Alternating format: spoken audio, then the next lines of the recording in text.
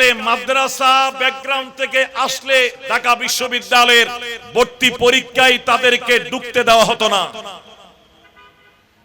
তুমি মাদ্রাসা লেভেল থেকে আসছো, ব্যাকগ্রাউন্ড, তোমাকে ভর্তি পরীক্ষার সুযোগ দেওয়া হবে না, ভর্তি হবে দূরের কথা।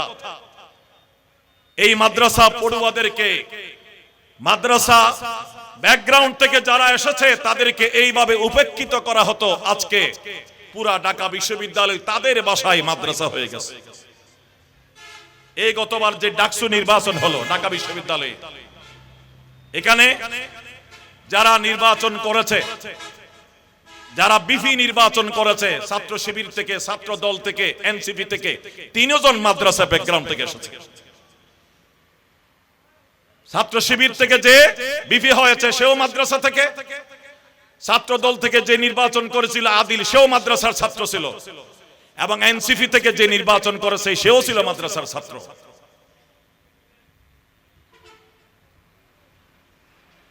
ওদের এই যে ব্যাকগ্রাউন্ড হলো যেহেতু মাদ্রাসা, দ্বীনি শিক্ষা, এটার কারণে তারা এই ফ্যাসিস্ট বিরোধী যুদ্ধের মধ্যে তারা নেতৃত্ব দিয়েছে।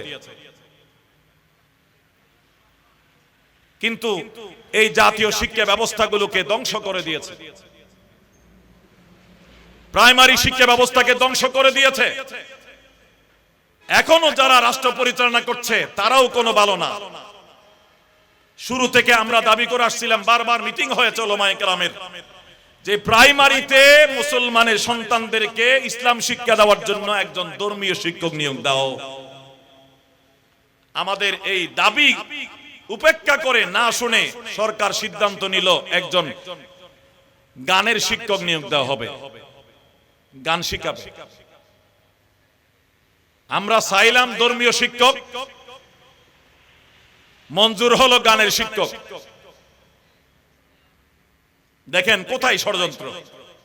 এটার বিরুদ্ধে আবার প্রতিবাদ আন্দোলন হলো, শেষ পর্যন্ত এটা স্টপ করে দিয়েছে সরকার আলেম ওলামার আন্দোলনের কারণে।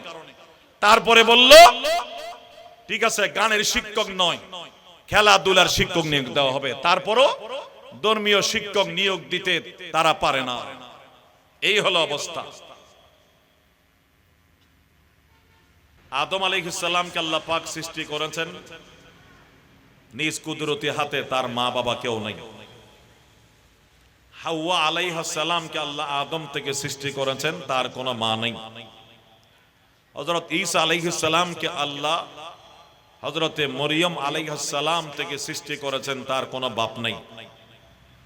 এই 3 জন মানুষের সৃষ্টি হলো 3 রকম। বাকি সমস্ত মানুষের সৃষ্টি মা বাবা উভয় জনের মাধ্যমে। তাই 1 নম্বর সন্তানের হক হলো তার মা নির্বাচন করার সময় একজন নেককার, দিনদার, ধার্মিক, আল্লাহ ওয়ালি, আল্লাহর বান্দি, একজন আদর্শ মা নির্বাচন করা। কেননা আমি যদি ভালো জিনিস উৎপাদন করতে চাই, আমাকে ফ্যাক্টরি ভালো দিতে হবে। নষ্ট খারাপ ফ্যাক্টরি দিয়ে ভালো মালের আশা করা যায় না। মার জাত হচ্ছে মানুষ সৃষ্টির ফ্যাক্টরি। এই জন্য মা যদি ভালো হন, সন্তান ভালো হবে। মা যদি নেককার হন, সন্তান নেককার হবে। মা যদি দিনদার হন, আশা করা যায় সন্তান দিনদার হবে। কারো ভাগ্য যদি খারাপ হয়, মা বাবার হাজারো চেষ্টার পরে যদি উল্টাপাল্টা হয়, এরকম 2-1টা উল্টাপাল্টা হতেও পারে। কিন্তু অধিকাংশ ক্ষেত্রে সন্তান ভালো হওয়ার জন্য ভূমিকা রাখেন মা। কেন? সন্তানের প্রথম শিক্ষিকা হলেন মা। সন্তানের প্রথম শিক্ষা প্রতিষ্ঠান হলো মায়ের কোল। সন্তান কারো কাছে কিছু শিকার আগে প্রথমে শিখেন মার কাছে। এটাই তো বাস্তবতা। সন্তান যখন কথা বলতে শুরু করবে, মা যদি নেককার হয় সন্তানকে আল্লাহর নাম শিখাবে, আর মা যদি বদকার হয় সন্তানকে ভুল পথে পরিচালিত করবে। ঠিক তেমনি ভাবে বাবাও সন্তানকে ভালো খারাপ করার পিছনে ভূমিকা রাখেন।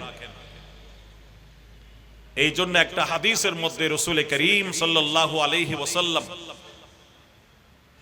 সাধারণভাবে সন্তান ভালো এবং খারাপ হওয়ার জন্য মা বাবাকে দায়ী করেছেন। সাধারণভাবে বললাম, শব্দটি মনে রাখতে হবে, মাঝে মধ্যে দুই একটা বিচ্ছিন্ন কিছু হতেও পারে। রাসূল করিম সাল্লাল্লাহু আলাইহি ওয়াসাল্লাম এক হাদিসে বলেন, কুল্লু মাউলুদিন ইউলাদু আলাল ফিতরা, সমস্ত সন্তান দুনিয়াতে ভূমিষ্ঠ হয় ইসলাম ধর্মের উপরে, আলা ফিতরাতিল ইসলাম। সব সন্তান পৃথিবীর যে কোনো প্রান্তের, যে কোনো ধর্ম বর্ণের, যে কোনো এলাকার মানুষের ঘরে যে সন্তান ভূমিষ্ঠ হয়, রাসূল বলেন সবাই ভূমিষ্ঠ হয় আলা ফিতরাতিল ইসলাম, ইসলাম ধর্মের উপর। মুসলিমের ঘরে যে সন্তান ভূমিষ্ঠ হয় সেও ইসলাম ধর্মের উপরে ভূমিষ্ঠ হয়। হিন্দুর ঘরে যে সন্তান ভূমিষ্ঠ হয় রাসূল বলেন সেও ইসলাম ধর্মের উপরে ভূমিষ্ঠ হয়। ইহুদির ঘরে যে সন্তান ভূমিষ্ঠ হয় সেও ইসলাম ধর্মের উপরে ভূমিষ্ঠ হয়। খ্রিস্টান এবং বৌদ্ধদের ঘরে, এমনকি নাস্তিকদের ঘরেও যে সন্তান ভূমিষ্ঠ হয় ইসলাম ধর্মের উপরেই ভূমিষ্ঠ হয়। কুল্লু মাউলুদিন ইউলাদু আলাল ফিতরা, আই আলা ফিতরাতিল ইসলাম। তারপরে কি হয়? রাসূল বলেন ফাআবওয়াহু ইউহাব্বিদানিহি ওয়া ইউনাসসিরানিহি ওয়া ইউমাজ্জিসানিহি। তার মা বাবা তাকে ইহুদি বানায়, তার মা বাবা তাকে খ্রিস্টান বানায়, তার মা বাবা তাকে অগ্নি পূজারী বানায়। মা বাবা ইহুদি হলে সন্তানকে ইহুদি বানায়। সন্তান ভূমিষ্ঠ হওয়ার পর তাকে ইহুদি ধর্মের কালচার মোতাবেক তাকে লালন পালন করে। মা বাবা যদি নাসারা হয়, খ্রিস্টান হয়, সন্তানকে খ্রিস্টান বানায়। খ্রিস্টানি তরিকা মোতাবেক সন্তানকে লালন পালন করে। মা বাবা যদি মজুসি এবং অগ্নি পূজারী হয়, সন্তানকে রাসূল বলেন অগ্নি পূজারী বানায়।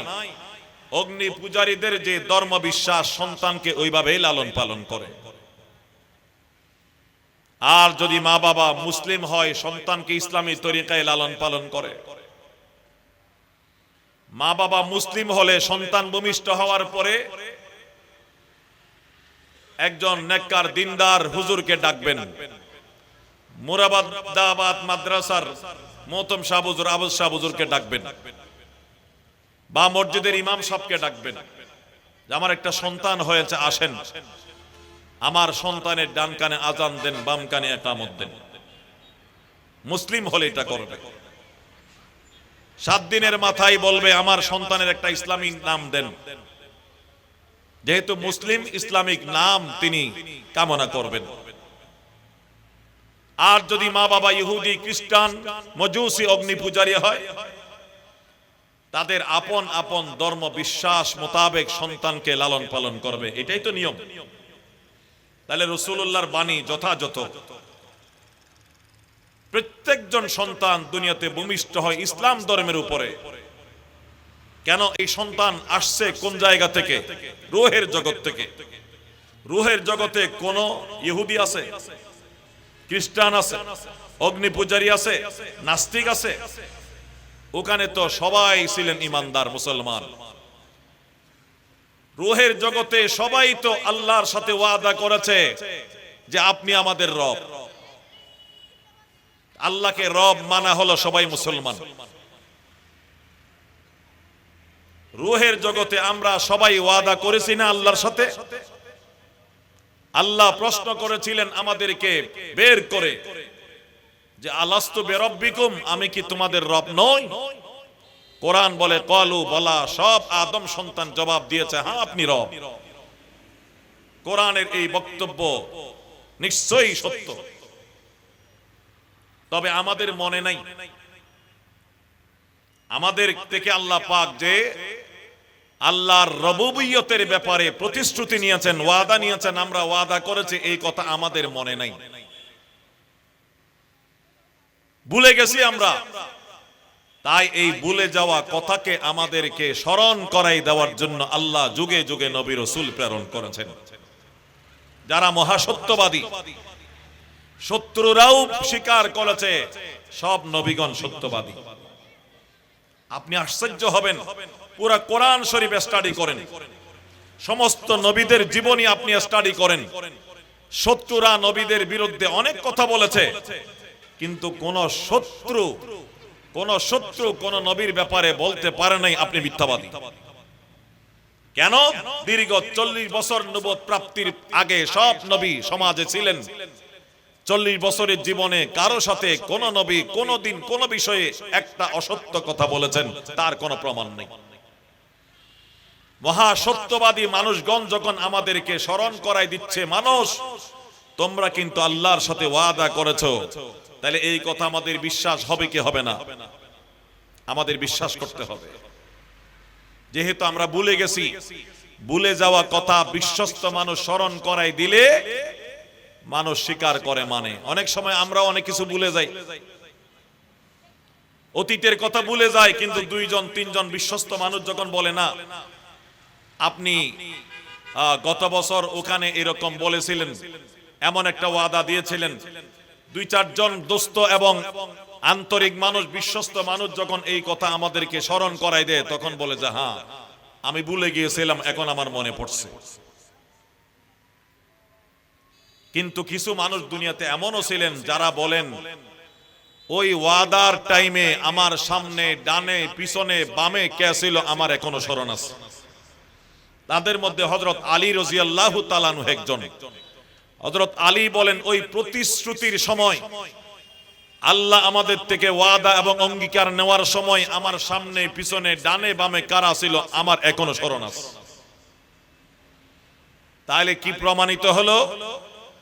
রূহের জগতে সমস্ত মানুষ ছিল মুসলমান, দুনিয়াতে মুসলিম অবস্থায় জন্মগ্রহণ করেন, ভূমিষ্ঠ হন মায়ের পেট থেকে, কিন্তু মা বাবার ভূমিকার কারণে সন্তান মুসলিম হয়, ইহুদি হয়, নাসারা হয়, মজুসি অগ্নি পূজারী হয়।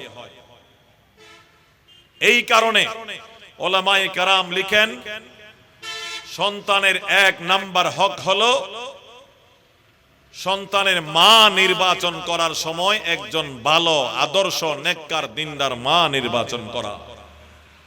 এই কারণে রাসূল করিম সাল্লাল্লাহু আলাইহি ওয়াসাল্লাম যুব সমাজকে বিয়ে শাদী করার সময় পরামর্শ দিয়েছেন যে সুন্দর দেখে বিয়ে করা যায়, সম্পদ দেখে বিয়ে করা যায়, খানদান দেখে বিয়ে করা যায়, কিন্তু দিনদারি দেখে বিয়ে করাকে প্রাধান্য দিতে হবে। যুব সমাজ দিনদারি দেখে বিয়ে করার সময় দিনদারিকে প্রাধান্য দিতে হবে। রাসূল বলেন তুনকাহুল মারআতু লিআরবাইন লিজামালিহা ওয়ালিমালিহা ওয়ালিহাসাবিহা ওয়ালিদীনিহা ফাজফার বিযাতিদ দ্বীন। রাসূল বলেন দিনদারিকে প্রাধান্য দাও। দিনদারিকে প্রাধান্য দিয়ে যদি দিনদার নেককার তুমি মেয়েকে শাদী করো, তাহলে তোমার নেককার দিনদার সন্তান অর্জিত হবে। 1 নাম্বার পয়েন্ট, সন্তানের 1 নাম্বার হক হলো তাইলে তার মা নির্বাচন করার সময় নেককার দিনদার নামাজি পর্দা নশীন মা নির্বাচন করা। সুন্দর ডিগ্রি খানদান টাকা পয়সা দেখবেন, কিন্তু নামাজ দোয়া দরুদ কোরআন শরীফ জানে কি জানে না এগুলো দেখতে হবে না? এক সময় ছোটকালে আমরা দেখেছি মেয়ে দেখতে গেলে যারা শ্বশুরি বা মহিলা যারা যেতেন তার কাছ থেকে মাসালা জিজ্ঞেস করতেন, নামাজ কয় ওয়াক্ত। সূরা ফাতিহাটা পড়ে শোনাও। এখন এগুলো কি হয়? মেয়ে দেখতে গেলে তার কাছ থেকে সূরা ফাতিহা, নামাজের ফরজ ওয়াজিব এগুলো কি জিজ্ঞেস করে? করতে হবে। কিন্তু যদি এটা করা হয় এবং জানাজানি হয়, সমাজে মিডিয়ায় আসে যে এখন যুব সমাজ যখন মেয়ে দেখতে যায় বউ নির্বাচন করার জন্য তাদের কাছে সূরা ফাতিহা জিজ্ঞেস করে, নামাজের ফরজ ওয়াজিব জিজ্ঞেস করে, আত্তাহিয়াত, দরুদ শরীফ, দোয়ায়ে মাসুরা, দোয়ায়ে কুনুত জিজ্ঞেস করে, তাইলে মেয়েরা এগুলো শিখতে শুরু করবে। নাইলে আমি পছন্দ হব না, আমি ইন্টারভিউতে ফেল করব। এটা আমাদেরকে গুরুত্বের সাথে দেখা দরকার। এক নাম্বার পয়েন্ট, সন্তানের জন্য আপনি নেককার মা নির্বাচন করে আনলেন। আরেকটা এখানে ব্যাখ্যা করি। কেউ বলতে পারেন তাইলে আমি তো বিয়ে করে ফেলছি, এর আগে আমি দেখি নাই যে কতটুকু নেককার দিনদার, তা আপনি কি সেটাকে বাদ দিয়ে তালাক দিয়ে আলাদা করে দেবেন? না, এটাও ইসলাম বলে না। ইসলাম বলে তাকে আপনি এখন নেককার বানান, তাকে নেককার বানান, দিনদার বানান, নামাজি বানান, পর্দানশী বানান, দোয়া দরুদ আপনি আস্তে আস্তে একটা শিখান, বই কিনে দেন, আকীদা ইসলাম শেখার জন্য তালিমুল ইসলাম কিনে দেন। তালিমুল ইসলাম বই আছে না, ঘরে ঘরে রাখতে হবে। মাসালা শেখার জন্য বেহেশতি জিওয়ার কিনে দেন, প্রতি মাসে আদর্শ নারী তার নামে কিনে দেন। সেই পর্বে আস্তে আস্তে নেককার দিনদার হয়ে যাবে, বেহেশতি জিওয়ার থেকে মাসালাগুলো শিখে নেবে। তারপরে সূরা কেরাত প্রয়োজনে এইগুলো শিখার জন্য ব্যবস্থা করবে। এগুলো এখন বিভিন্ন ভাবে শিখার ব্যবস্থা আছে। প্রয়োজনে আপনি আপনার স্ত্রীকে নিয়ে 3 দিনের জন্য তাবলীগ জামাতে যান, মস্তুরাতের জামাতে যান। 10 দিনের জন্য চিল্লার জন্য আপনি মস্তুরাতের জামাতে যান। একজন যুবক যেমন 10 দিন 1 মাস চিল্লার জন্য তাবলীগে গেলে দেখা যায় 1 মাস পরে তার মাথায় টুপি, মুখে দাড়ি, ইসলামী পোশাক এবং কমসে কম 10টা সূরা সে শুদ্ধভাবে এখন শিখে আসছে। একজন মহিলাও যদি স্বামীর সাথে মস্তুরাতে জামাতে বের হয়, 1 মাস 10 দিন চিল্লা কাটায় আসে, এগুলো শিখতে পারবে না? নিশ্চয়ই শিখে আসবে। এইগুলোকে আমাদের গুরুত্বের সাথে দেখতে হবে। 2 নাম্বার, সন্তান পাবো আমি, সন্তানের আশায় সন্তানের মা নির্বাচন করলাম, কিন্তু হাজারো নজির এমন আছে সমাজে, স্বামী স্ত্রীর বিয়ে শাদী হয়েছে 10 বছর, 15 বছর, 20 বছর পার হয়ে গেল,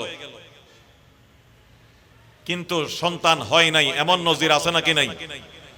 তাইলে শুধু বিয়ে শাদী করলেন, আপনারা দাম্পত্য জীবন পরিচালিত করবেন, এইটুকু সন্তান পাওয়ার জন্য যথেষ্ট নয়। সন্তান চাইতে হবে আল্লাহর কাছে।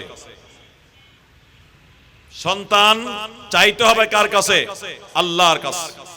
এবং সন্তান চাওয়ার ভাষা হবে রব্বি হাবলি মিনাস সালিহিন। নবীদের দোয়া কোরআন শরীফে আল্লাহ উল্লেখ করে দিয়েছেন যে হে রব আল্লাহ, আপনি আমাকে একটা নেককার সন্তান দান করেন। সাধারণ সন্তান না, নেককার সন্তান।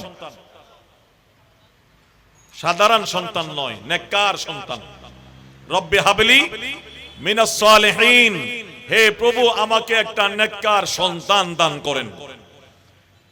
বিবি নেককার নির্বাচন করলেন, সন্তানও চাইতে হবে নেককার। কেন? কোরআন শরীফে আল্লাহ সন্তানের জন্য নেককারের শর্ত জুড়ে দিয়েছেন।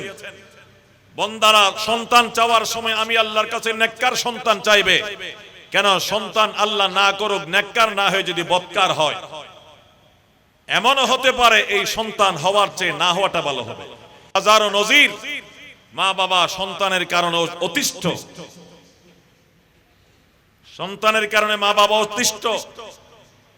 বাবা নিজে সন্তানের বিরুদ্ধে থানায় মামলা করে সন্তানকে জেলে ঢুকাই দিচ্ছে সন্তানের জুলুম থেকে বাঁচার জন্য। এরকম নজির আছে নাকি নাই? হ্যাঁ, আমাদের পটিয়ার ভিতরেই নজির আছে, সন্তান নিজের মায়ের কপালে গুলি করে হত্যা করেছে মাকে। জানেন না? মনে নাই ইতিহাস? এই তো 1-2-1.5 বছর আগের ঘটনা। এই জন্য সন্তান যদি নেককার না হয়ে বদকার হয়, বিপদগামী হয়, অনেক ক্ষেত্রে এই সন্তান হওয়ার চেয়ে না হওয়াটা ভালো। এই জন্য আল্লাহ তাআলা আমাদেরকে দোয়া শিক্ষা দিয়েছেন, সন্তান চাইবো নেককার, না সাধারণ নেককার। রব্বি হাবলি মিনাস সালিহিন, আয় আল্লাহ আমাকে নেককার সন্তান দান করেন, দিনদার সন্তান দান করেন, আমাকে তোমার নেককার বান্দা বান্দি দান করেন। তোমার নেককার বান্দা হয় এমন সন্তান, তোমার নেককার বান্দি হয় এমন সন্তান আমাকে দান করে। আল্লাহ আপনার দোয়া মঞ্জুর করলেন অথবা নাও করলেন, আল্লাহর কাছে চাইতে থাকবেন সন্তানের জন্য। আল্লাহর দরবার ছাড়া কোন গায়রুল্লাহর দরবারে যাবেন না। আল্লাহ দিলেও ভালো, না দিলেও ভালো। নবীদের ইতিহাস পড়েন, দেখবেন কত নবী নিঃসন্তান ছিলেন এবং কত নবী বার্ধক্যের মধ্যে সন্তানের বাবা হয়েছেন, আছে নাকি নাই? আমি ব্যাখ্যা দিচ্ছি না। এই জন্য দোয়া করতে থাকবেন। আল্লাহর যদি ইচ্ছা হয়, আল্লাহ দিলেও ভালো, না দিলেও ভালো, দিলেও খুশি, না দিলেও খুশি। সন্তান আল্লাহ দিচ্ছে না তাই বলে আল্লাহর বিরুদ্ধে অভিযোগ করবেন না। বুঝতে হবে এখানে আল্লাহর হিকমত আছে। আল্লাহর কি আছে? হিকমত আছে। আর যদি সন্তান আল্লাহ দান করেন তাহলে শুকরিয়া আদায় করব কার? আল্লাহ। আল্লাহ তোমার শুকর, তুমি আমাকে একটা সন্তান দিয়েছো, এই সন্তানকে তুমি নেককার বানাবে, দিনদার বানাবে। সন্তানের হক এবং অধিকারের মধ্যে আরেকটি হলো, সন্তান আল্লাহ যখন দান করেন, একটু আগেও আমি একটু করে আলোচনা করেছি, সন্তান আল্লাহ দান করার পরে সন্তানের আরেকটা হক হলো, অধিকার হলো মা বাবার উপরে। সাথে সাথে তার ডান কানে আজানের শব্দ, বাম কানে একামতের শব্দগুলো শোনানোর ব্যবস্থা করা। এটা বাবা নিজেও পারবেন, এমনকি মহিলারাও পারবেন, মাও দিতে পারে। একটু আগে আমি তো হুজুরের কথা বলছি, কিতাবে লেখছে আজান একামত যিনি বাচ্চাকে শোনাবেন তিনি নেককার দিনদার হও ভালো। কারণ নেককার দিনদারের প্রতিটা কথার মধ্যে আসর থাকে, সাধারণ মানুষের কথার মধ্যে যে আসর থাকে না। এটা বাবাও পারবে, নানা দাদাও পারবে। তুলনামূলক যিনি বেশি দিনদার, বেশি নেককার, এরকম মানুষ হলে ভালো। ওনার মাধ্যমে ডান কানে আজান এবং বাম কানের মধ্যে একামতের শব্দগুলো শোনাই দেওয়া, এটা সন্তানের হক। এটা থেকে সন্তান যেন বঞ্চিত না হয়। কোন কোন জায়গায় মেডিকেল এবং ক্লিনিকের মধ্যে সন্তান ভূমিষ্ঠ হওয়ার পরে আজান একামত দিতে বাধা দেয়।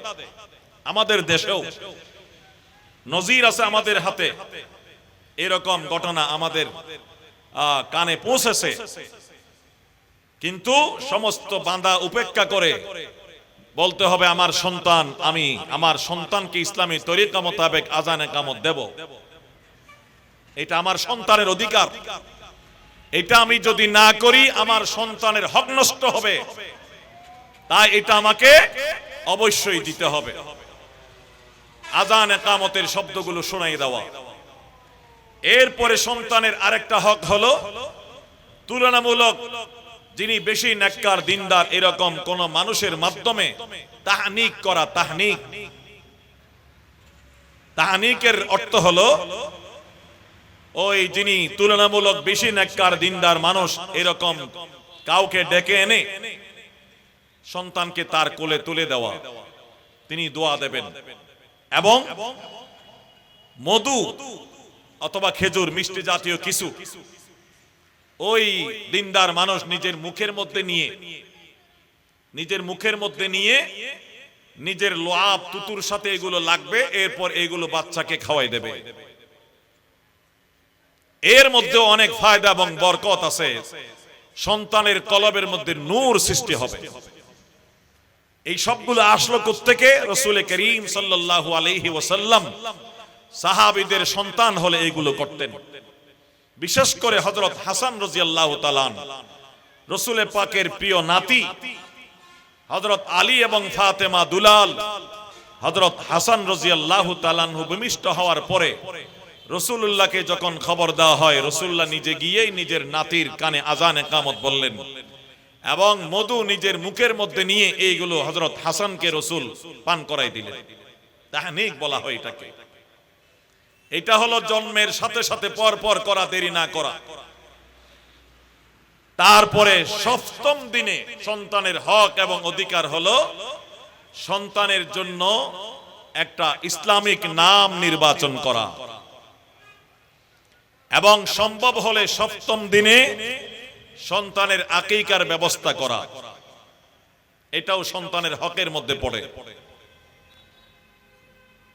নাম রাখা, ইসলামিক নাম এবং আকিকার ব্যবস্থা করা এবং তার মাথার চুল মুন্ডানো, সপ্তম দিনে এই তিনটা কাজ করা সুন্নত এবং সন্তানের হক। মাথার চুল মুন্ডানো এটাও, ইসলামিক নাম রাখাও এবং সম্ভব হলে আকিকা করা। আর যদি সম্ভব না হয় এটা পরেও করা যায়। যদি ভালো তৌফিক থাকে, ছেলে সন্তানের জন্য একটা ছাগল আর মেয়ে সন্তানের জন্য, ছেলে সন্তানের জন্য দুটি ছাগল, মেয়ের জন্য একটি ছাগল। আর বেশি যদি স্বাবলম্বী না হয়, মোটামুটি হয়, তাহলে ছেলের জন্য একটা ছাগল দিলেও যথেষ্ট হবে। যদি বেশি অর্থকড়ি না থাকে, মোটামুটি যে দুইটা কিনতে পারবে না। এইগুলো সন্তানের হক এবং অধিকার। এরপরে সন্তানের লালন পালন, সন্তানের খোর পোষ, এইগুলো তো আমরা সবাই করি, নফকা যাকে বলা হয়। তারপরে হলো তরবিয়ত, সন্তানকে লালন পালন করা, সন্তানকে গঠন করা, তার জন্য সমস্ত জরুরি খরচের ইন্তজাম করা। এরপরে সন্তান যখন লেখাপড়ার বয়সে উপনীত হবেন, তখন যখন কথা বলার বয়সে পৌঁছবেন, সন্তানকে সর্বপ্রথম আল্লাহর নাম শিক্ষা দেওয়া। আমরা অনেকে সন্তান যখন কথা বলতে শুরু করে তাকে বাবা, আম্মা, দাদু, নানু এইগুলো শিখাই। এইগুলো তো শিখাবেন, কিন্তু প্রথমে নয়, প্রথমে নাম শিখাতে হবে কার? আল্লাহ। আমাদের নবীজি, আমরা যার গর্বিত উম্মত, রাহমাতুল লিল আলামিন হযরত মুহাম্মদ মুস্তাফা সাল্লাল্লাহু আলাইহি ওয়াসাল্লাম, তিনি সর্বপ্রথম যেদিন কথা বলা আরম্ভ করেন, তিনিও তো মা বাবার মাধ্যমে দুনিয়াতে এসেছেন, তাই না? বাবার নাম আব্দুল্লাহ, মায়ের নাম আমেনা। মা বাবার মাধ্যমে তিনি দুনিয়াতে এসেছেন। এতিম অবস্থায়, বাবা আগে ইন্তেকাল করেছেন, দাদা অভিভাবক ছিলেন, তারপরে মাও মারা গেলেন, দাদাও মারা গেলেন, চাচা আবু তালেবের হাতে লালিত পালিত হয়েছেন। বহরহাল, যেদিন আমাদের প্রাণ প্রিয় নবীজি সর্বপ্রথম জবান খোলেন, কথা বলা আরম্ভ করেন, হাদিসের কিতাবে আছে রাসূলুল্লাহর জবান থেকে সর্বপ্রথম যে কথা বের হয়, আল্লাহু আকবার কবীরা। আল্লাহু আকবার কবীরা অর্থ হলো আল্লাহ মহান, ওয়ালহামদুলিল্লাহি হামদান কাসীরা, এবং মহান আল্লাহর জন্য অসংখ্য শুকরিয়া, প্রশংসা। আল্লাহু আকবার কবীরা ওয়ালহামদুলিল্লাহি হামদান কাসীরা ওয়া সুবহানাল্লাহি বুকরাতান ওয়া আসীলা, এবং সকাল সন্ধ্যা আল্লাহ পাক রব্বুল আলামিনের পবিত্রতা বর্ণনা করছি আমি। এই তিনটি বাক্য রাসূলুল্লাহর জবান থেকে সর্বপ্রথম বের হয়। তিনটা হলো মহান আল্লাহর তারিফ এবং প্রশংসা। আল্লাহু আকবার কবীরা ওয়ালহামদুলিল্লাহি হামদান কাসীরা ওয়া সুবহানাল্লাহি বুকরাতান ওয়া আসীলা। আমাদের নবীজি সর্ববিষয়ে আমাদের জন্য মডেল, আমাদের জন্য আদর্শ। রাসূলুল্লাহর আদর্শের অনুসরণের নাম হলো ইসলাম। রাসূল করিম সাল্লাল্লাহু আলাইহি ওয়াসাল্লামের তাবেদারি এবং গোলামির নাম, অনুসরণের নাম, ইতাআতের নাম হলো ইসলাম।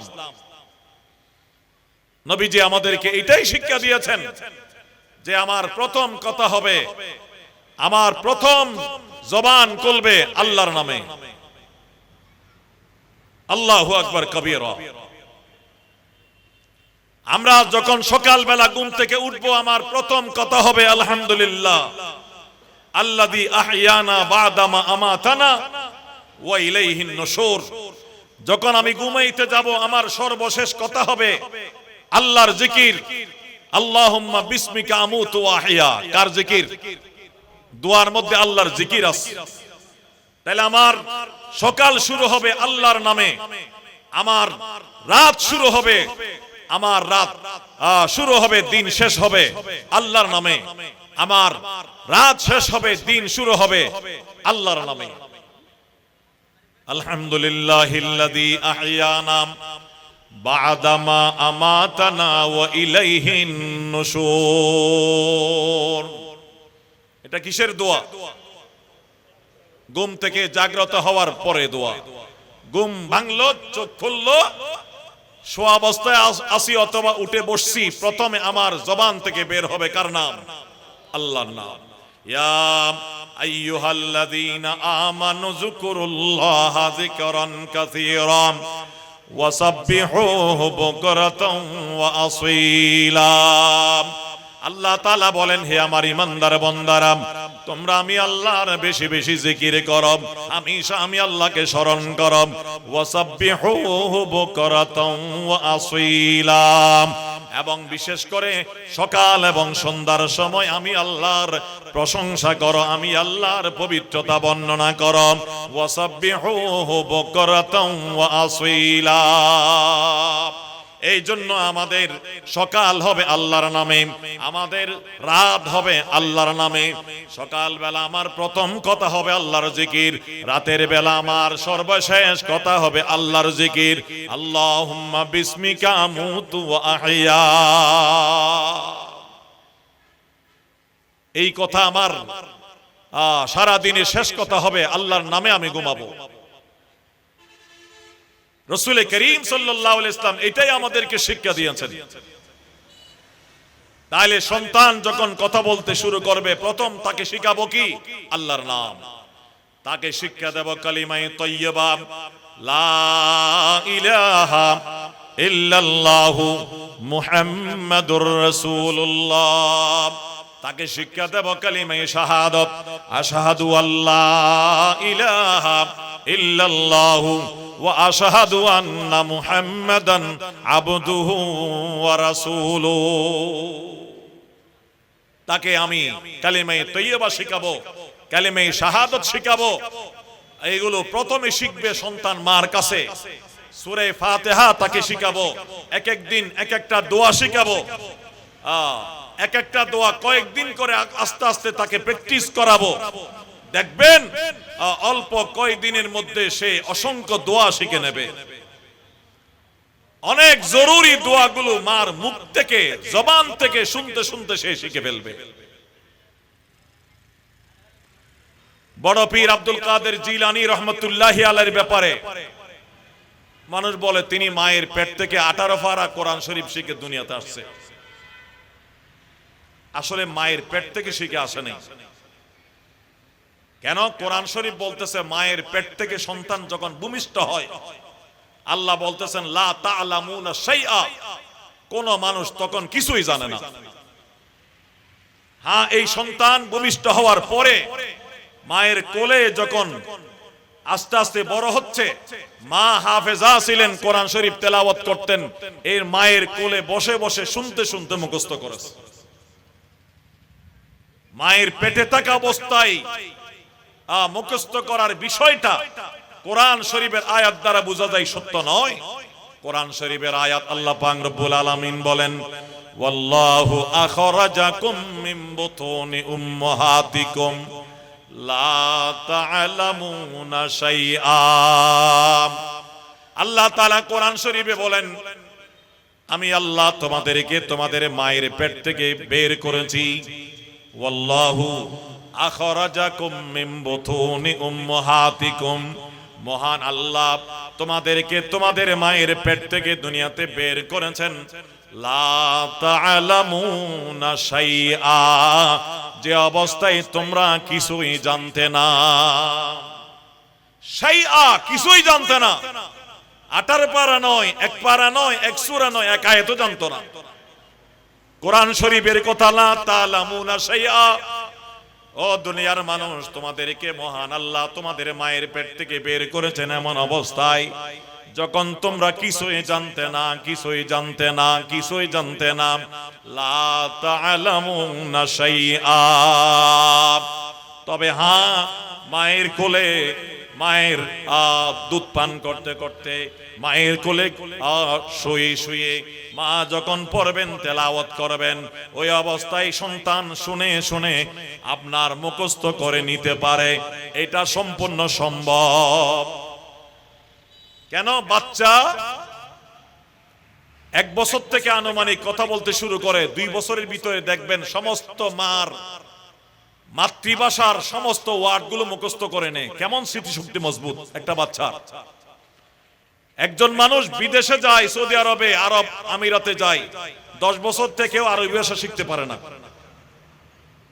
কিন্তু একটা সন্তান কিচ্ছু জানে না, যেদিন থেকে কথা বলতে শুরু করে 1 বছরের মধ্যে দেখা যায় মাতৃভাষার সমস্ত ওয়ার্ড তার মুখস্থ হয়ে গেছে। আসলে আগে থেকে সে মুখস্থ করতে শুরু করেছে, বলতে পারতো না।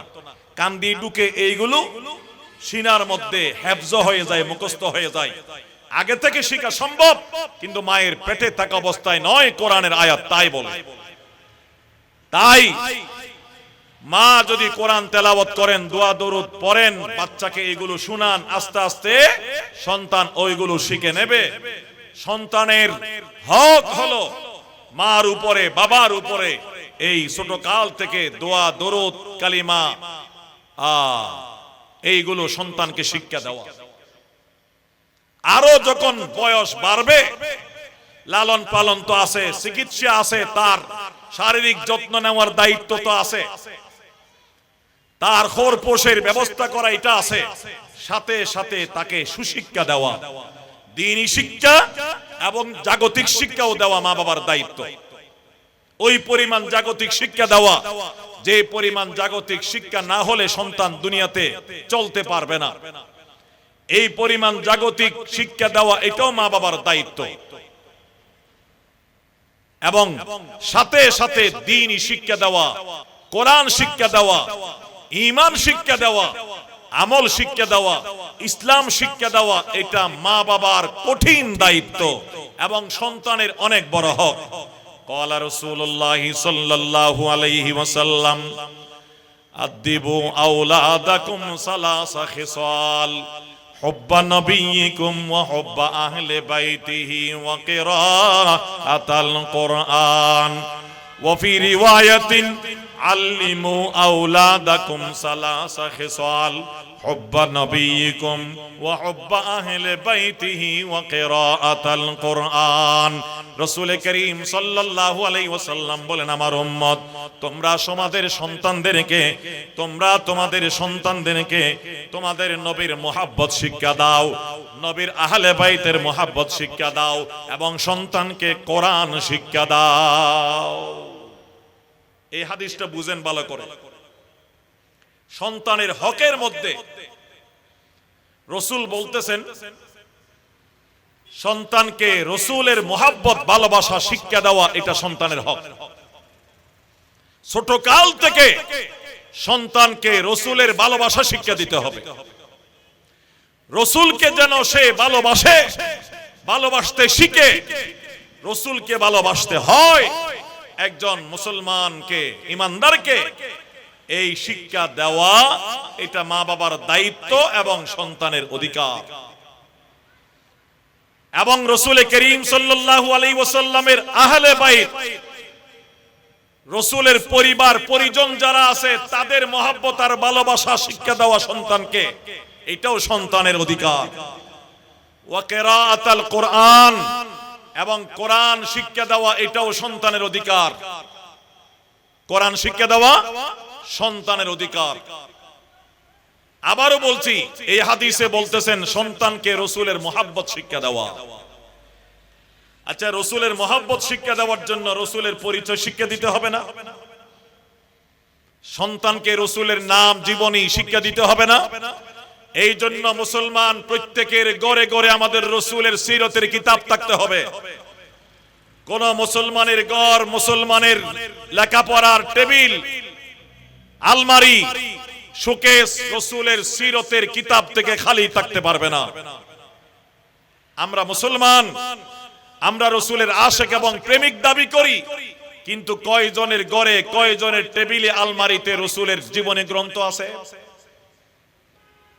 কয়জনের ঘরে রসুল্লাহর জীবনী গ্রন্থ তালিম হয়, চর্চা হয়?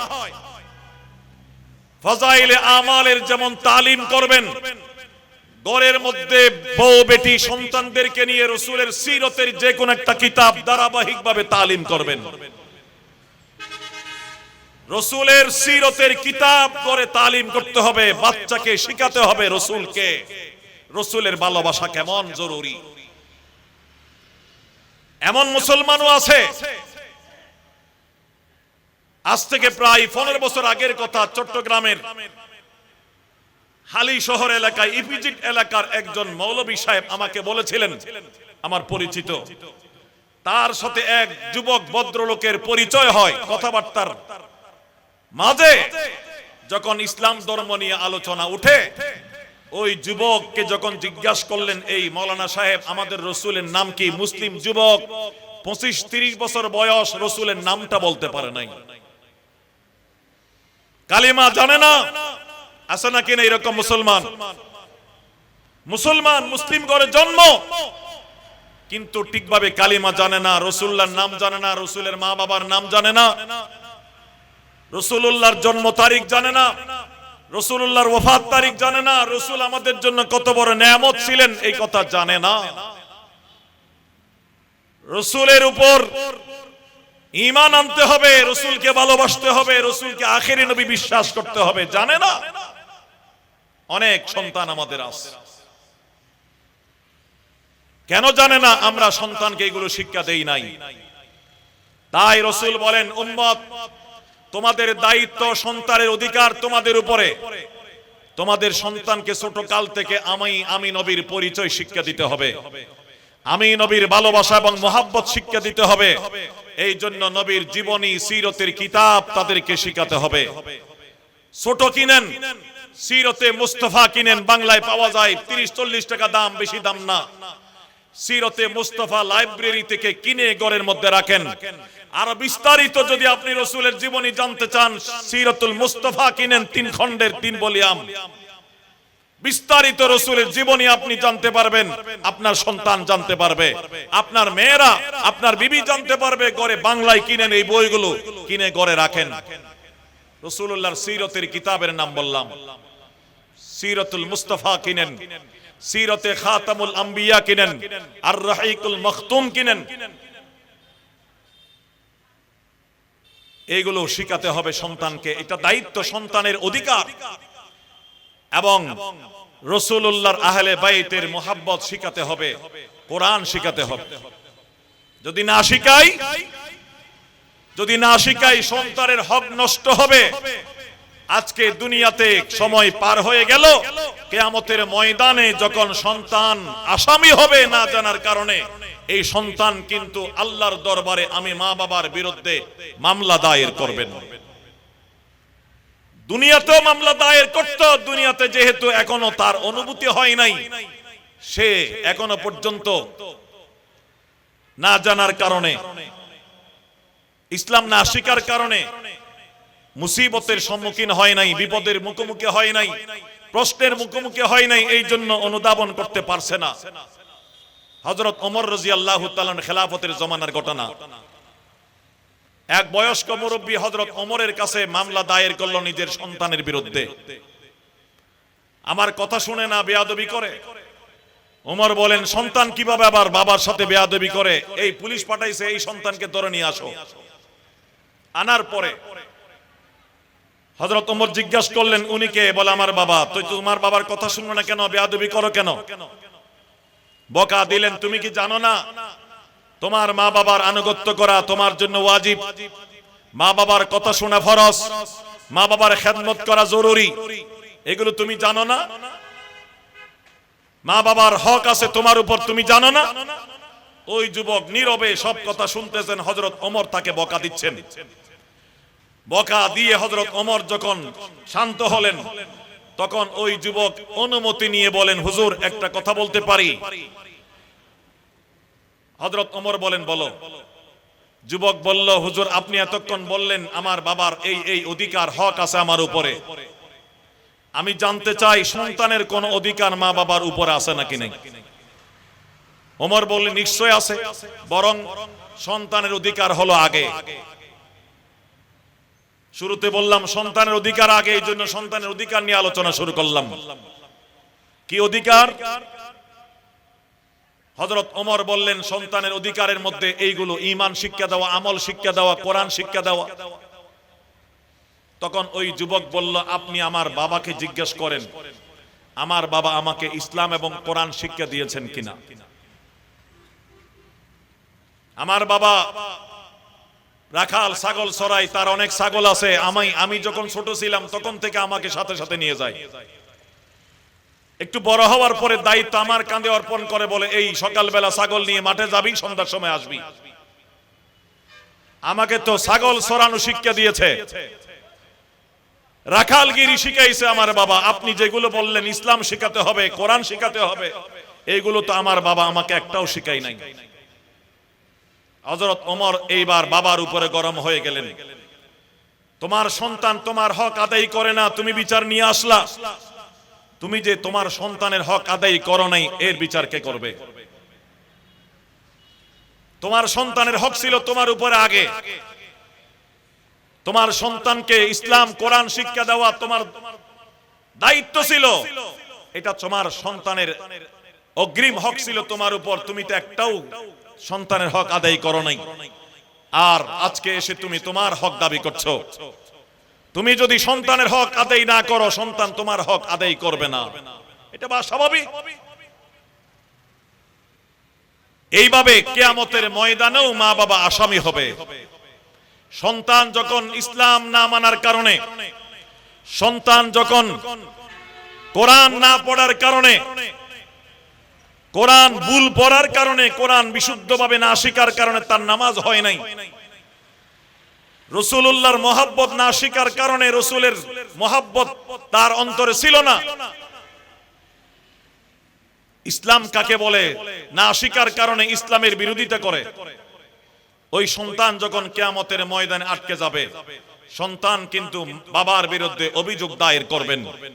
আল্লাহ, আমি এগুলো জানি না, আমি এইগুলো জানতাম না, এই জন্য মানতে পারি নাই। আমার বাবা আমাকে কিন্তু এইগুলো শিক্ষা দেয় নাই, আমার অভিভাবক আমাকে এইগুলো শিক্ষা দেয় নাই, আমাকে আপনি জাহান্নামে দেবেন, আমার বাবার শাস্তিও আপনাকে করতে হবে। কোরআন শরীফে আছে। আমি আয়াত পরে পরে তর্জমা করার সময় পাচ্ছি না, বিদায় পড়তেছি না। আমরা মা বাবা যদি সন্তানের হক আদায় না করি, তাদেরকে ইসলাম ঈমান না শিখাই, আল্লাহ রসুলের পরিচয় না শিখাই, কালিমা নামাজ না শিখাই, কিয়ামতের ময়দানে আমরা আসামি হয়ে যাব। আজকে মুসলমানের অনেক সন্তান বড় হয়ে আল্লাহর বিরুদ্ধে, ইসলামের বিরুদ্ধে, কোরআনের বিরুদ্ধে অবস্থান নিচ্ছে। আমরা মনে করি তার জন্য এখানে শিক্ষা ব্যবস্থা দায়ী, তার জন্য মা বাবার ভূমিকা দায়ী। ওই সন্তানকে মা বাবা ছোটকালে ইসলাম শিক্ষা দেয় নাই, ছোটকালে মক্তবে পাঠাই নাই, নুরানিতে পাঠাই নাই, ছোটকাল থেকে তাকে কেজি স্কুলে, সেকুলার স্কুলে, সেকুলার শিক্ষা ব্যবস্থায় তাকে পাঠাই দিয়েছে, যেখানে আল্লাহর নাম, রসুলের নাম, ইসলামের নাম নাই। বড় হয়ে গেছে সেকুলার। বাল্যকাল থেকে যেহেতু সেকুলার শিক্ষা ব্যবস্থায় সে লেখাপড়া করেছে, এখন বড় হয়ে সে সেকুলার না হয়ে কি ধার্মিক হবে? এই জন্য সে সেকুলার হয়ে গেছে। এই রাষ্ট্রকে সেকুলার রাষ্ট্র বানার জন্য সে রাত দিন চেষ্টা চালায়। ইসলামের নাম শুনলে তার মাথা গরম হয়, আলেম ওলামার নাম শুনলে তার মাথা নষ্ট হয়। কোরআন হাদিসের কথা শুনলে তার মন খারাপ হয়, মসজিদে বয়ান শুনলে তার ঘুম হারাম হয়। আছে নাকি নাই এরকম? এরকম নাস্তিক আগেও ছিল, এখনো আছে নাকি নাই? আমরা 13 সালে শাহবাগের বিরুদ্ধে, নাস্তিকদের বিরুদ্ধে আন্দোলন করে শাপলা কায়েম করে নাস্তিক মুক্ত বাংলাদেশ গঠন করেছি, কিন্তু এরকম নাস্তিক এখনো বাংলাদেশে আছে নাকি নাই? যারা বলে মসজিদের আজান আমাদের ভালো লাগে না, মসজিদের বয়ানের কারণে আমাদের ঘুমের ডিস্টার্ব হয়, এরকম নাস্তিক এখনো আছে নাকি নাই? কেন? এই জন্য বেশ কয়েকটা কারণ হতে পারে। শিক্ষা ব্যবস্থা দায়ী, মা বাবার ভূমিকা দায়ী। শিক্ষা ব্যবস্থা দায়ী। এই মুসলমানদের দেশের মধ্যে ধর্মীয় শিক্ষা ব্যবস্থাকে মাইনাস করে যারা সেকুলার শিক্ষা ব্যবস্থা কায়েম করেছে, কিয়ামতের ময়দানে সবাই আল্লাহর আদালতে আসামি হবে।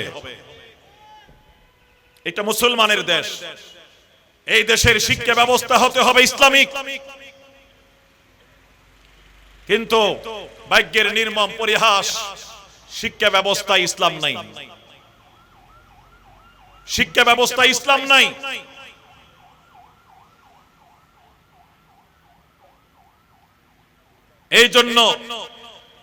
এই জন্য জায়গায় জায়গায় মাদ্রাসা, মক্তব, প্রাইভেট শিক্ষা প্রতিষ্ঠান হয়েছে। এইগুলো দেখেও তাদের মাথা গরম। বিগত ফেসিস্ট সরকারের শিক্ষামন্ত্রী ছিল, প্রাইমারি শিক্ষামন্ত্রী মনে হয় নফল, চট্টগ্রামের। সে একবার বলেছিল, প্রাইমারিতে যখন শিক্ষার্থীর সংখ্যা কমে যাচ্ছে, দিন দিন নুরানিতে চলে যাচ্ছে, বলে এই দেশের মধ্যে ব্যাঙের ছাতার মতো মাদ্রাসা হয়েছে, এগুলো বন্ধ করতে হবে। ব্যাঙের ছাতার মতো মাদ্রাসা হয়েছে। সে বলেছিল, আমরা ওই দিন প্রতিবাদ করেছিলাম, তোমার এই বক্তব্য প্রত্যাহার করো। মুসলিম দেশের জনগণের ট্যাক্সের টাকা বুক করে এই দেশের মুসলমানদের ধর্মীয় শিক্ষা প্রতিষ্ঠানকে তুমি ব্যাঙের ছাতার সাথে তুলনা দেবে, এই কথা তোমাকে প্রত্যাহার করতে হবে।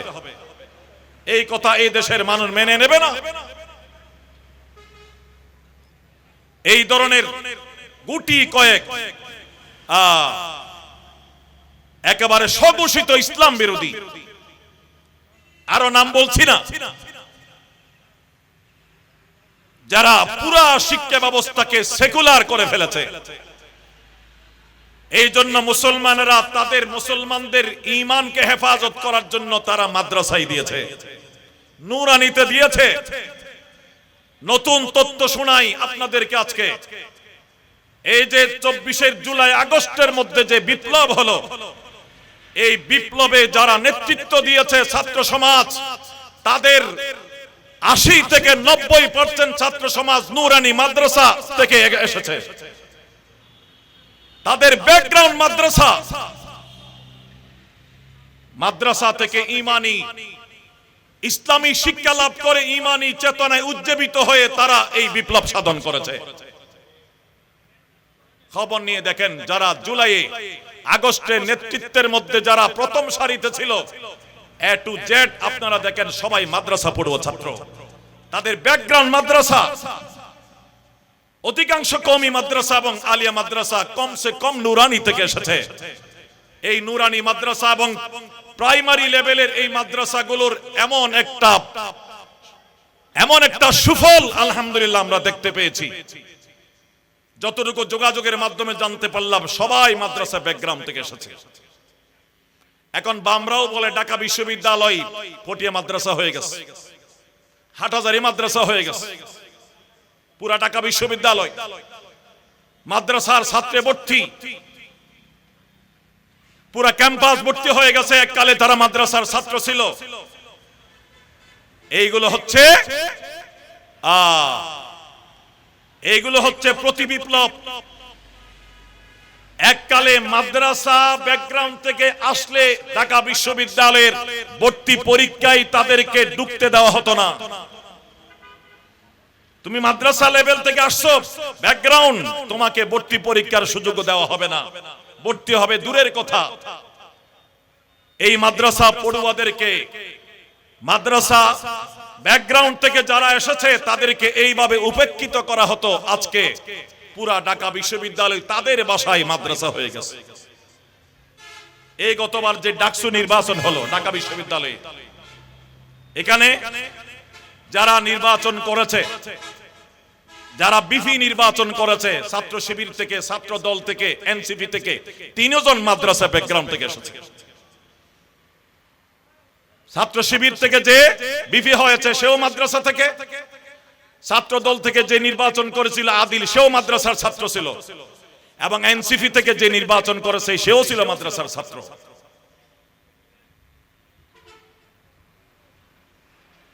ওদের এই যে ব্যাকগ্রাউন্ড হলো যেহেতু মাদ্রাসা, দ্বীনি শিক্ষা, এটার কারণে তারা এই ফ্যাসিস্ট বিরোধী যুদ্ধের মধ্যে তারা নেতৃত্ব দিয়েছে। কিন্তু এই জাতীয় শিক্ষা ব্যবস্থাগুলোকে ধ্বংস করে দিয়েছে, প্রাইমারি শিক্ষা ব্যবস্থাকে ধ্বংস করে দিয়েছে। এখনো যারা রাষ্ট্র পরিচালনা করছে তারাও কোনো ভালো না। শুরু থেকে আমরা দাবি করে আসছিলাম, বারবার মিটিং হয়েছে ওলামায়ে কেরামের, যে প্রাইমারিতে মুসলমানের সন্তানদেরকে ইসলাম শিক্ষা দেওয়ার জন্য একজন ধর্মীয় শিক্ষক নিয়োগ দাও। আমাদের এই দাবি উপেক্ষা করে না শুনে সরকার সিদ্ধান্ত নিল একজন গানের শিক্ষক নিয়োগ দেওয়া হবে, গান শিখাবে। আমরা চাইলাম ধর্মীয় শিক্ষক, মঞ্জুর হলো গানের শিক্ষক। দেখেন কোথায় ষড়যন্ত্র।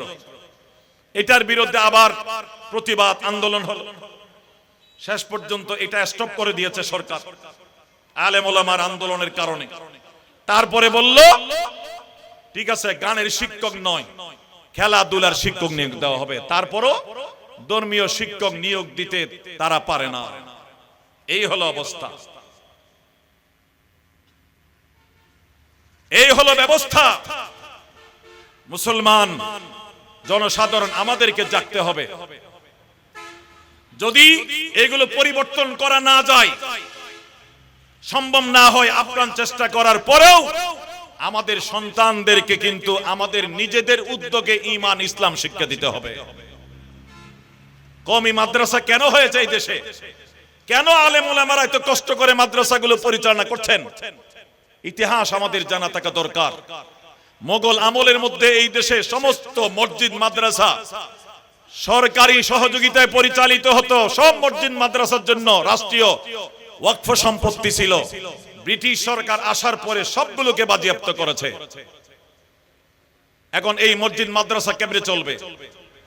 এই জন্য ওলামায়ে কেরামরা জনগণ থেকে মুষ্টি চাউলের মাধ্যমে 1 টাকা 5 টাকা সহযোগিতা নিয়ে এই মসজিদ মাদ্রাসা পরিচালনা করে এসেছেন এই দেশের মুসলমানের সন্তানদেরকে ইসলাম শিক্ষা দেওয়ার জন্য।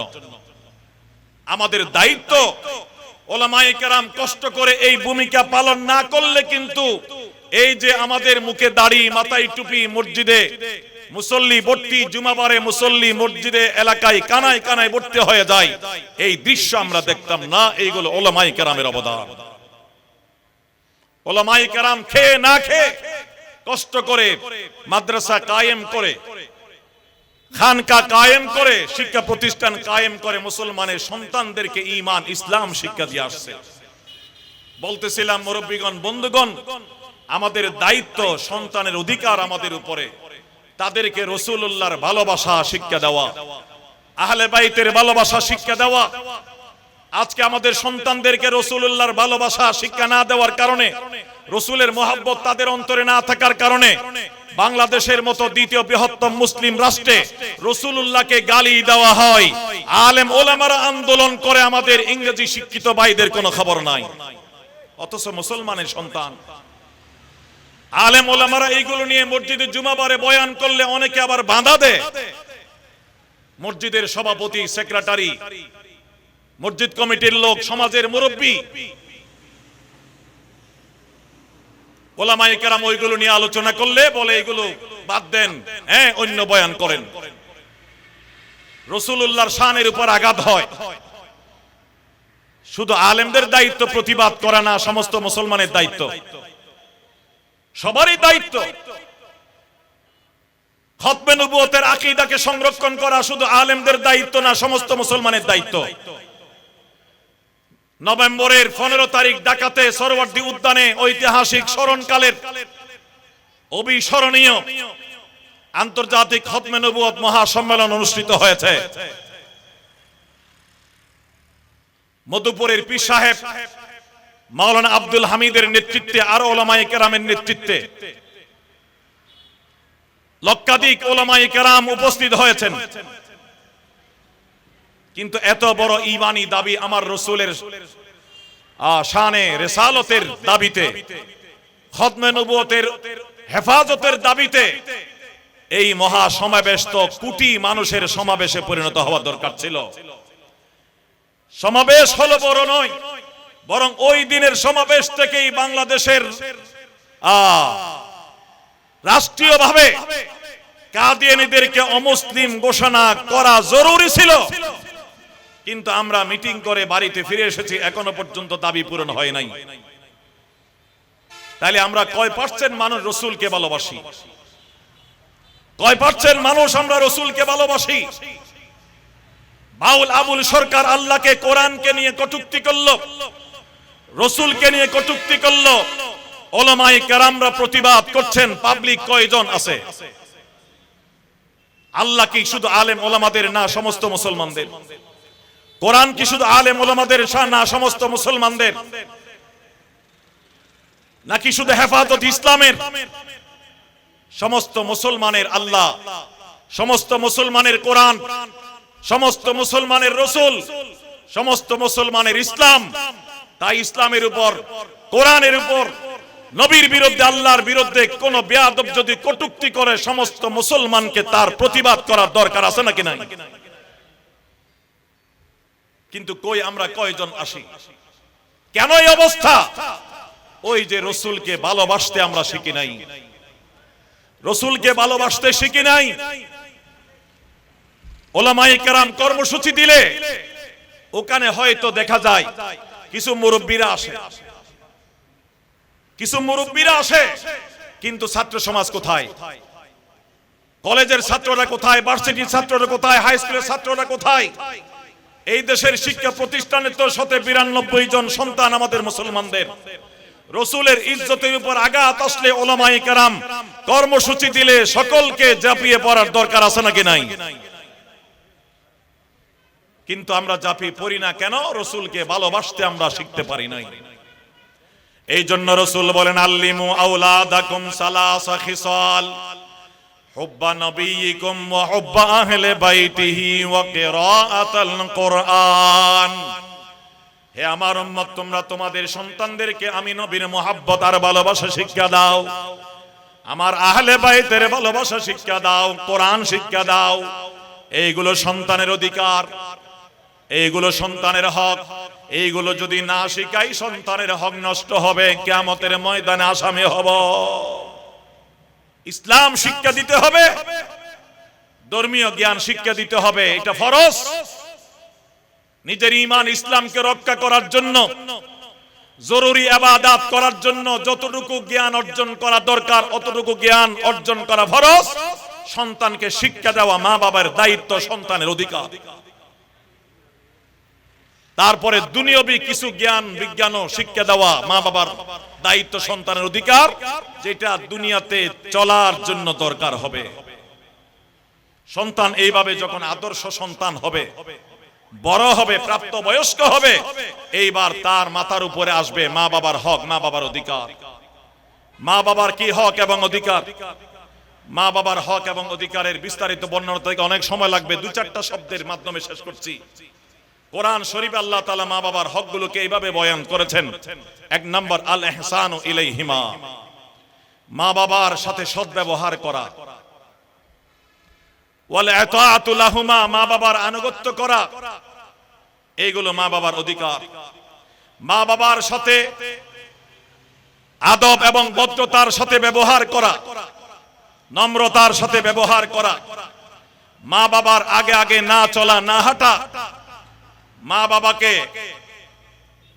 আর্থিকভাবে সহযোগিতা দেওয়া, যদি বিশেষ করে মা বাবা গরিব হয়, এবং মা বাবার শারীরিক খেদমত করা। মা বাবার যে কোনো অর্ডার, হুকুম যদি কোরআন সুন্নাহ বিরোধী না হয় সেটা পালন করা, এটা মা বাবার হক এবং অধিকার।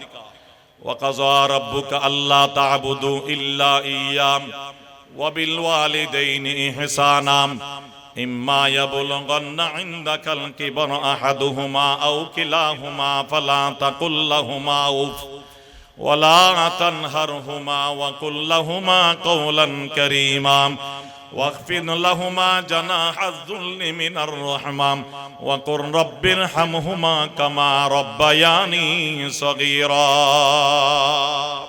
এই আয়াতের মধ্যে আল্লাহ পাক রব্বুল আলামিন মা বাবার 5-6টি হকের কথা বলেছেন। মা বাবা বিশেষ করে যখন বার্ধক্যের মধ্যে পৌঁছবে তাদের যথাযথ যত্ন নিতে হবে, খেদমত করতে হবে। তাদের মেজাজ করা হয়ে যাবে, অনেক কিছু আবদার করবে, অনেক কিছু চাইবে, বকাবকি করতে পারে। তাদের কোনো কথাই সন্তান উফ শব্দ বলতে পারবে না এবং তাদেরকে দমক দিতে পারবে না। তাদের সাথে নম্র ব্যবহার করতে হবে। তাদের সামনে বসলে আদবের সাথে বসতে হবে, বিনয়ের সাথে বসতে হবে এবং আদবের সাথে নম্র ভাষায়, কোমল ভাষায় তাদের সাথে কথা বলতে হবে। মহান রবের কাছে তাদের জন্য দোয়া করতে হবে, আল্লাহ আমার মা বাবা বাল্যকালে আমাকে যেভাবে দয়া করে লালন পালন করেছেন, আমার মা বাবার সাথে তুমি সেরকম রহমতের মুআমালা করো। রাসূল করিম সাল্লাল্লাহু আলাইহি ওয়াসাল্লাম বলেন, উম্মত খবরদার মা বাবার নাফরমানি করবে না। যদিও তোমার মা বাবা তোমাকে গড় থেকে বের হয়ে যাওয়ার কথা বলে, গড় থেকে বের হয়ে যাওয়ার জন্য আদেশ করে, বলে আমার গড় থেকে বের হয়ে যা, ঘর টাকা পয়সা সব রেখে গড় থেকে চলে যা, এইভাবে মা বাবা আদেশ করলেও মা বাবার সাথে বেয়াদবি করা যাবে না। ওয়ালা তাউক্কান্না ওয়ালিদাইক ওয়া ইন আমারাকা আন তাখরুজা মিন আহলিকা ওয়া মালিক। রাসূল করিম সাল্লাল্লাহু আলাইহি ওয়াসাল্লাম বলেন, যে সন্তানের উপর মা বাবা রাজি, আল্লাহ তার উপর রাজি। যে সন্তানের উপরে মা বাবা নারাজ, তার উপর আল্লাহ নারাজ। রাসূল বলেন, সন্তানের জান্নাত মায়ের কদমের নিচে। মা সন্তুষ্ট, সন্তান জান্নাত পাবে। মা অসন্তুষ্ট, সন্তান জাহান্নামে যাবে। আল্লাহ পাক মা বাবার এই হকগুলো ঠিকভাবে আমাদেরকে আদায় করার তৌফিক দান করুন। জীবিত অবস্থায় মারা গেলেও মা বাবার হক থাকে। মা বাবা মারা গেলে মা বাবার জন্য সবসময় রহমতের দোয়া করা, তাদের গুনাহ মাফ চাওয়া, তারা ওসিয়ত করে গেলে ওইগুলো ঠিকভাবে আদায় করা এবং তাদের যত রক্ত সম্পর্কে আত্মীয় স্বজন আছে তাদের সাথে সুসম্পর্ক বজায় রাখা, মার বান্ধবী বাবার বন্ধু যারা আছে তাদেরকেও একরাম করা, এইগুলো মা বাবার হকের অন্তর্ভুক্ত। মা বাবা মারা গেলেও আমাদেরকে আল্লাহ তাআলা এগুলো সঠিকভাবে আদায় করার তৌফিক দান করুন। সন্তানের সমস্ত হক আদায় করার তৌফিক দান করুন। আমিন। ওয়া আখিরু দাওয়ানা আনিল হামদুলিল্লাহি রাব্বিল আলামিন। আসসালামু আলাইকুম ওয়া রাহমাতুল্লাহি ওয়া বারাকাতুহু।